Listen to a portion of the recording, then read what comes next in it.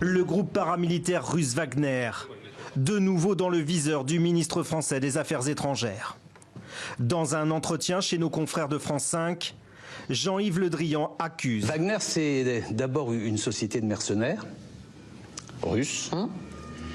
Lorsqu'ils pénètrent dans un pays, ils multiplient les violations, les exactions, les prédations pour se substituer parfois même à l'autorité du pays. L'exemple le plus spectaculaire, c'est la République centrafricaine, où finalement, pour pouvoir se payer, ils confisquent la capacité fiscale de l'État. Cette déclaration traduit l'inquiétude de Paris. Depuis le retrait des forces françaises de l'opération Sangaris en 2016, les Russes ont pris leur quartier en Centrafrique. La France redoute de perdre toute influence dans le pays. Pour Bangui, cette crainte ne saurait justifier les propos du chef de la diplomatie française. Nous avons des propos qui sont totalement diffamatoires, mensongers de la part de mon homologue français.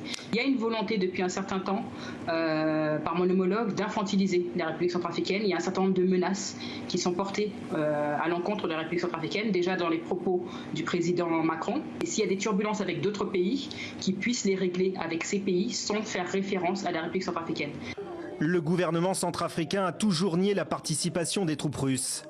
Mais ce document du président de l'Assemblée nationale, publié par nos confrères d'RFI, affirme le contraire. Les interventions du contingent russe aux côtés de nos forces ont été d'une grande efficacité dans la reconquête de la plupart des zones occupées.